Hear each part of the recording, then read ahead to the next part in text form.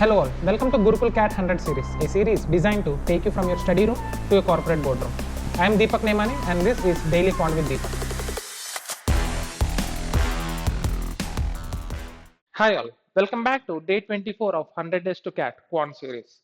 Now in this video, we will be discussing 5 questions from algebra. So whenever you come across a question on the screen, pause the video, try solving that question. Once you're done solving, you can resume the video.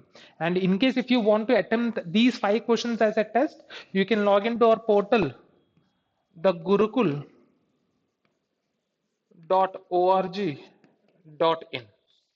All you need to do is you need to sign up so that you'll get access to a course called 100 days to CAT, in which you'll find 100 tests on quantitative aptitude, LRDI and VARC for free. So if you are a serious CAT 25 aspirant, you should not miss these tests. Right. Now without any further delay, let's get started. Now coming to the first question, which of the following equations has 2 as one of the roots and the other roots in the ratio -2:3? So let me consider the roots to be 2, -2k and 3k. Now what will be the product of these three? So 2 into -2k into -3k. So this is nothing but -12k square, and I know that k square should always be non-negative. Right, k square, right? Any term in the form of a square cannot be non-negative. It has to be either 0 or positive, right? So -12k square should not be non-negative. Now let us consider that to be a positive, right? Now if we have a third degree polynomial ax cube plus bx square plus cx plus d, and if this is equal to 0, the sum of all the three roots taken one at a time would be minus b by a. Sum 2 at a time, c by a. Sum 3 at a time, minus d by a. Right? Now we know that product of all the three roots is negative. Right? So minus d by a should also be negative. Now if you observe, the coefficient of x cube is 1 in all the options. So that tells me that d has to be positive, because if d is negative, minus of minus will become plus. Right? So I'll get to eliminate option D and option B. See, for example, if I consider b, minus of -12 by 1, 12, right? So that has to be negative, right? So b and d cannot be the answers for this question. Now coming to option A and C. Now which of the following equations has 2 as one of the roots? So if I replace the value of x with 2, right? So this expression should be equal to 0. Now let me replace the value of x with 2. So you have 8 minus 8 into 4, 32, plus 4 into 2, 8, plus 48. Now is this 0? No. Right. So you'll get to eliminate option A as well. So option C has to be the answer for this question.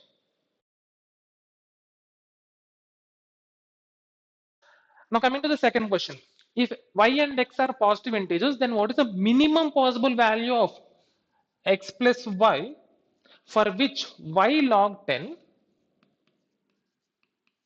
is equal to log 32 plus log x. Now I can write this as, I will write this as log 10 power y.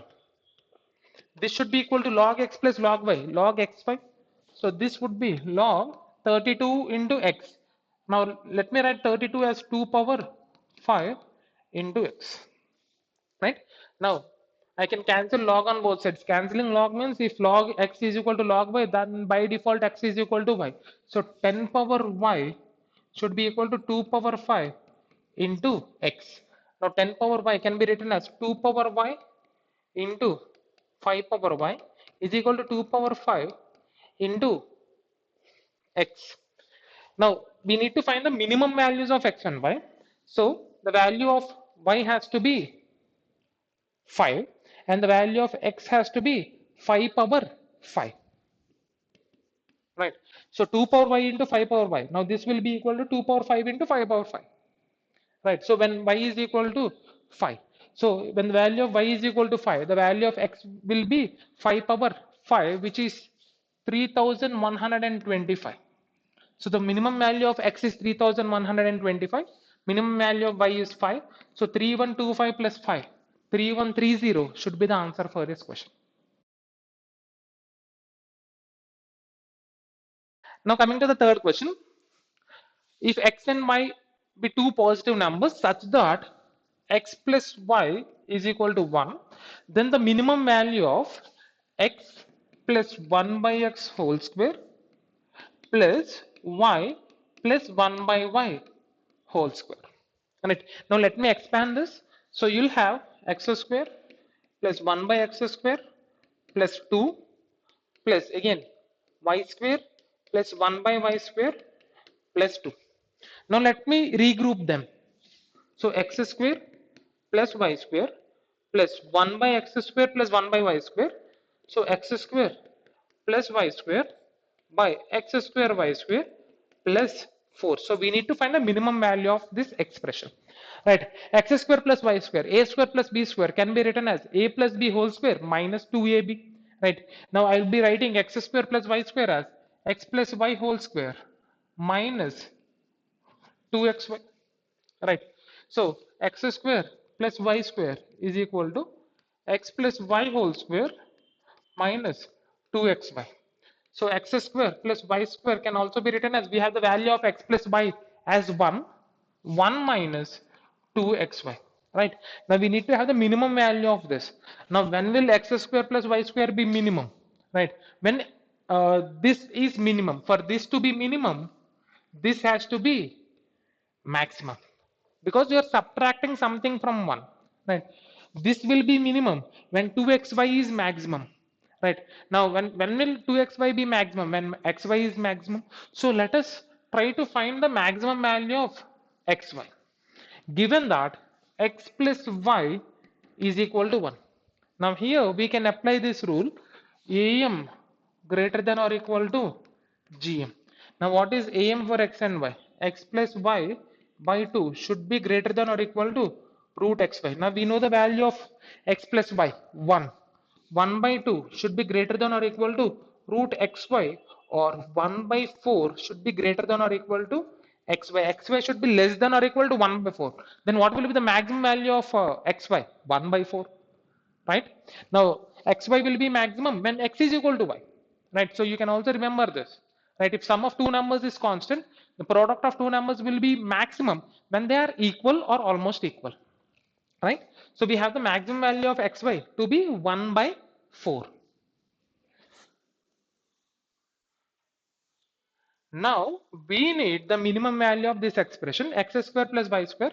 Let me replace that with 1 minus 2xy plus again 1 minus 2xy by xy whole square plus 4. Right, now this will be minimum when xy is maximum. What is the maximum value of xy? 1 by 4. So 2 into 1 by 4 plus. Now when will this be minimum? When numerator is minimum and denominator is maximum. So 1 minus 2 into 1 by 4, this is the minimum value of numerator, and what is the maximum value of xy? 1 by 4 whole square plus 4. Right, so 1 minus 1 by 2, 1 by 2 plus taking 1 by 4 whole square to the numerator, you will be having 16 into 1 by 2 plus 4. So this is 8, 8 plus 4, 12, 12 plus 1 by 2, 12.5 should be the answer for this question, hence option C. Now coming to the fourth question, infinite sum of 1 plus 4 by 7 plus 9 by 7 square plus 16 by 7 cube. Next term should be 25 by 7 power 4 and so on. So this is neither GP nor AGP. Right. Now let me consider this to be S.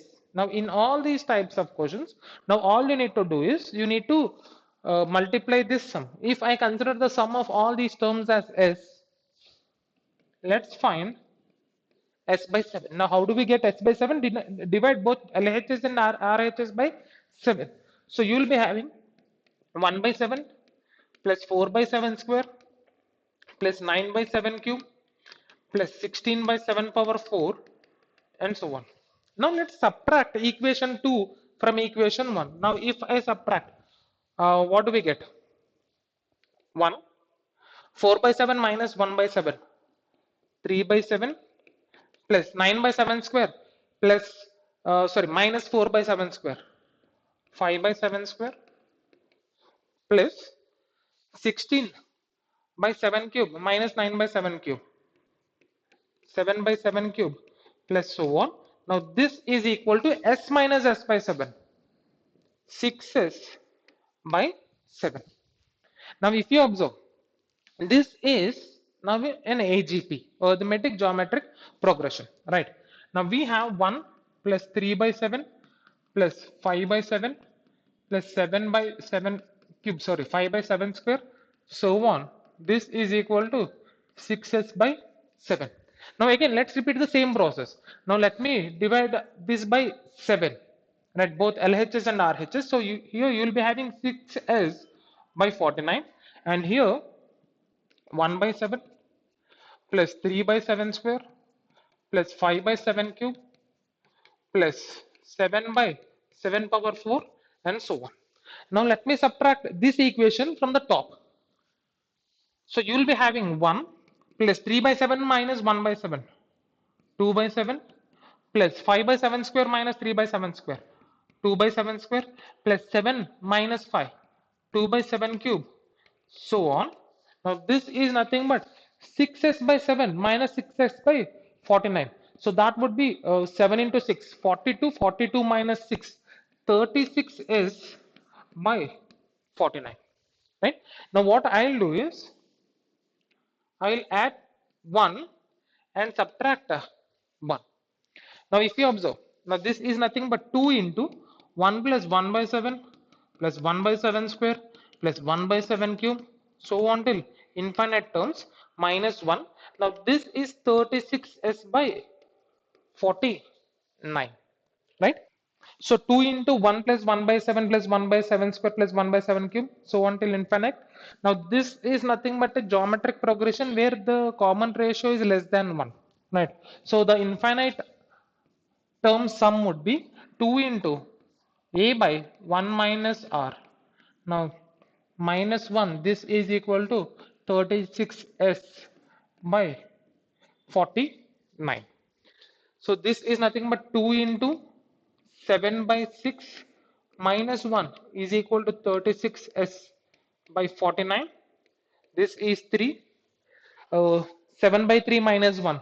7 minus 3. 4 by 3 is equal to 36s by 49. 4 9 is 36. Right? So the value of s is equal to 49 by 3 into 9. 27. 49 by 27.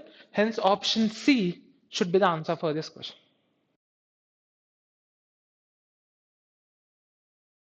Now coming to the fifth question.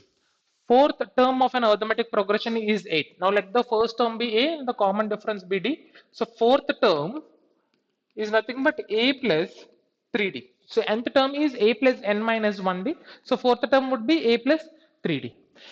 What is the sum of the first 7 terms of the arithmetic progression? So a plus d, so on till first 7 terms. Seventh term would be a plus 60. Now we are asked to find the sum of these 7 terms. Now this is nothing but you have 7 a's plus d plus so on till 6d, 21d. Now I can take 7 common. So if I take 7 common, you are left with a plus 3d. Now fourth term is given as what? 8. So the value of a plus 3d is equal to 8. So 7 into 8, 56 should be the answer for this question. Hope you enjoyed learning from today's session. This series is designed to help you with your CAT preparation and practice daily. We are with you in this journey. To watch the next video, click here. And to watch Gurukul's CAT 100 series, study room to boardroom, the entire playlist, click here. If you learned from today's session, like, share, and subscribe.